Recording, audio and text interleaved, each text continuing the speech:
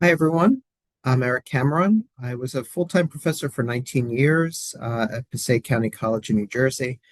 I wanted to talk today a little bit about AI for educators, some of the questions that maybe you've never asked or maybe are a little shy about asking. So I want to go through some of the basics of that. Now, keep in mind that it is currently July 2025, which means by the time I publish this, it's probably a little out of date already. So, who knows? Maybe I'll have to do another one of these in the future. So, when we talk about the basics, we have some different AI tools that you may have heard of and some that you may not have. This is not an exhaustive list. There's plenty of them, but ChatGPT is probably the most common one you've heard of. You have Google Gemini. Claude is from Meta, Facebook. Grok is yeah, X, or what we used to call Twitter. DeepSeek is another one that's out there. But these are all going to be examples of the different AI tools. And the main thing is they will all do the same thing. And what is that? What is that exactly? It's going to be what we call generative AI. And when we talk about generative AI, it means that it's able to create new content. And this is different than when I was a full-time professor and we had to worry about students just finding papers online. It can actually generate brand new material.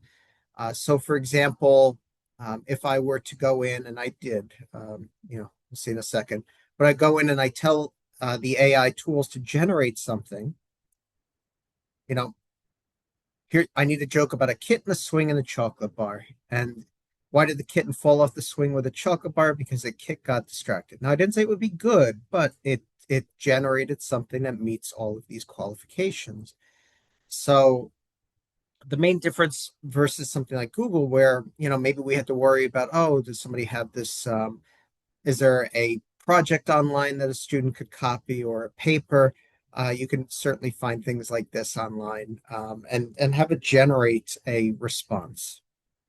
So one of the things I used to use to combat cheating was I would have students do article reviews because it was very difficult to find a review for a very specific article online. Nowadays, a student could just take that article text, paste it into an AI tool, and say generate a summary for me. So, a couple of key words here. First of all, we have the idea of prompting, and the prompting is going to be the terms that you give to the AI. So when we prompt, one of the things that you do want to define is your audience. So, for example, here's computer programming on the right-hand side, and I've got two examples. One where we ask to explain it just in general, and a second one where I go in and define the audience and say, let's explain this instead to fourth graders. And you can see that the tone definitely changes. And if you've taught before, you know that different classes you have to use different levels of examples to cover things. And this is something that you can use when you are using AI to help kind of guide your results. You give it an audience and so on. Now, in addition to defining your audience, where maybe you say, okay, well, explain this to fourth graders or to college freshmen at a community college, you can also define your perspective. You could go in there and say, let's say cognitive dissonance. Um, so I'm a computer scientist, not my area of expertise, but notice that I've given two different prompts here. Psychiatrist and biologists explain the role of cognitive dissonance. And you could see that when we talk about the psychiatrist, they're talking about values clashing with actions, distressing mental states, things that you would expect somebody educated in that area to kind of focus on.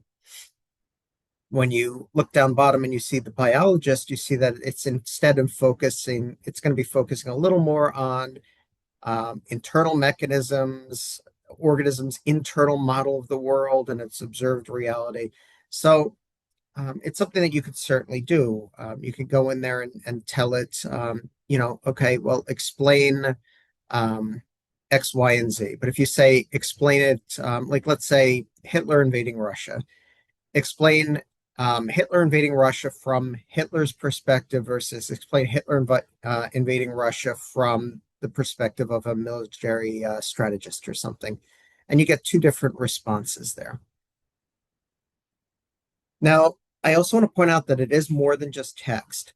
So there are a number of tools, and again, I'm not going to list everyone, but here's an example of Sora, which is going to be ChatGPT, which is owned by OpenAI Foundation. Um, it can also generate other stuff. So here's an example of an angry physicist eating a cheeseburger with extra pickles. And you see that it generated this for me, absolutely no skill required on my part. And, I bring that up to also point out that if you're teaching not only writing or psychology or philosophy or bio or something, you do have to worry about students creating work there as well. So, for example, I have a black and white cat. I drink a lot of Diet Coke. Here's some self portraits, and you could see this is both. These are both using Sora. Photo selfie style of a redheaded white male wearing polo shirt, black and white cat, and with a bicycle and a Diet Coke. And you can see it creates images that really look like I took a photo. Now, obviously, it doesn't look exactly like me, but it's not so bad. We could certainly further revise that. Now, on the other hand, over here, um, in the style of someone using Adobe Illustrator, if I were teaching, a course in graphic design or something in that area, I could certainly have submissions like this that are AI generated as well. And again, um, I know a little bit about Illustrator. I am not the person who's going to design this little fella on the right here. So, so just keep that in mind. It's not just that you could also do videos, and this is where we start to get into people generating fake content online. It's requires a lot less skill than it used to. Now, the question I sometimes find is this free? There are free plans, but they do come with quotas. So if a student is using it quite a lot, they might run into quotas at some point. And you can see both ChatGPT and Gemini, they have newer models or different models. Some of these are marked as new, but again, by the time you see this, who knows? But a basic plan runs about $20 a month. Higher tier plans for an individual can run 200 to 250 a month. And then there are also business plans, enterprise plans. There are other advantages to those types of plans. Like, let's say I am an author and I don't want my materials being used to train the AI, then I might want to use a plan that promises that it won't use your stuff to train the AI. And that's really where a lot of this comes from. Like, what's the catch? The catch is that everything you're doing is being used and fed back into the AI to train it. So people who are generating stuff, they are basically for free training the AI. So that's where a lot of these companies, this is where they get their testers. So um, in terms of limitations, here's both ChatGPT and Gemini telling me, no, I'm not going to help you. When I try to develop a plan to get rich scamming people, I want a step-by-step plan. You'll see that it does reject that. It says, no, can't do that for you, which is good. These are what we call guardrails. Um, and likewise, one of the ways you can redesign an assignment is, I teach programming. I need to write a program that calculates profit when selling ivory from endangered elephant tusks. And you see, if I put that into um, the AI, you can see I can't provide assistance with this request. Of course, this is the same thing as calculating profit if I were selling, cell phones, but because I threw in those keywords, the AI rejected it. Now, there are other limitations, especially on the free plans. The AI may run in out of materials, and it doesn't always alert you of that. So I made up an assignment here and I said, write a 5,000 word essay on the Python programming language. But you could see that it says, you know, it meets your assignment requirements, including length, use of primary sources, blah, blah, blah. But if we look in Microsoft Word, it's a little under 1,200 words. So it does come in well short of that, and it doesn't really alert you of that. Um, so that's one limitation that we might find. The other thing again is just if they're using the AI, the quotas, like oh, I've used too much processing power. I might get blocked if I'm using the freebie plan. Now, one of the things that's very concerning to me as an educator, and the AI is going to agree with me, we'll see that in a minute, is I take the same essay. I said, I obviously paste this in. It's obviously an assignment for a class.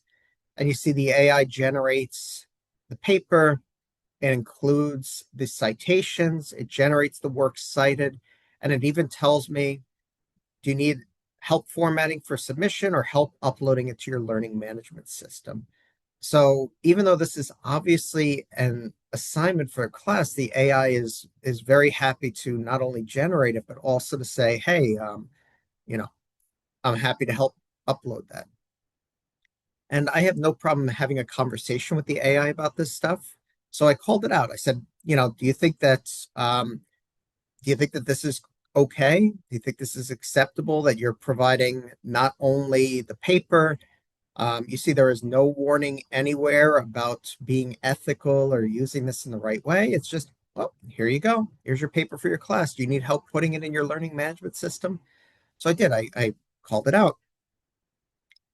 And you see, it says most AI tools rely heavily on users making ethical choices. And that's not enough. So the AI systems know that it's not enough, but we're in such a race between these AI tools where they want the most eyeballs on their system that these guardrails are not in place. And you see, these are things that we as educators have very little control over. Um, Clear boundaries, the AI system, we have no control over that. Um, Schools need to teach ethical use and detect misuse. Um, but then again, it's also what if you accuse somebody of misuse? Like it becomes very tricky. Now, I pushed back even further. I said, it's one thing to say, um, users need to make ethical choices, but there are going to be users who, like, let's say a student stopped going to school 2 years ago. They may not realize how unethical of a choice this is. I found that students who've cheated sometimes they intentionally make the choice to cheat, but other ones are like, well, you said you wanted a paper on X, Y, and Z. Here is a paper on X, Y, and Z. Um, Not really getting the ethical conclusion. So I pushed back a little on that. I'm like, the ethical you're relying on users to make ethical choices. Where is the education on ethical choices? Why is it that you're saying, um, hey, I'll help you upload it to your learning management system? That seems like really, especially that last part, that really bugs me. Um, but you could say it says, I pushed back on it and says when a system generates it, offers it for download, suggests how to submit it, it goes into active facilitation of unethical behavior, especially if the user isn't explicitly aware it's wrong. So I'm not here with a solution. I'm not here with an answer. I just wanted to put together a video for folks who kind of wanted a little background in AI and like how does it affect them as educators? And this is the thing, if you've never used it before, go to ChatGPT, go to any of those tools that we talked about earlier. Um, Tell it to generate a paper. Take one of your assignment specifications from your class, throw it in and see what it generates and see how good it is. Um, Sometimes the students don't realize that, they and thankfully we haven't gotten or not every student is at this sophisticated yet, but they could alter their prompts to say, write this from the perspective of a mediocre college, freshman in college. They could do that. Write this from the perspective of like a 10th grader, and it will make it that much harder to detect. There are some common AI tropes. There's things that they really love. If you look online, like the big one is if you see like the long dash inside of a document. Let me see if I have this set up here. Like if you are,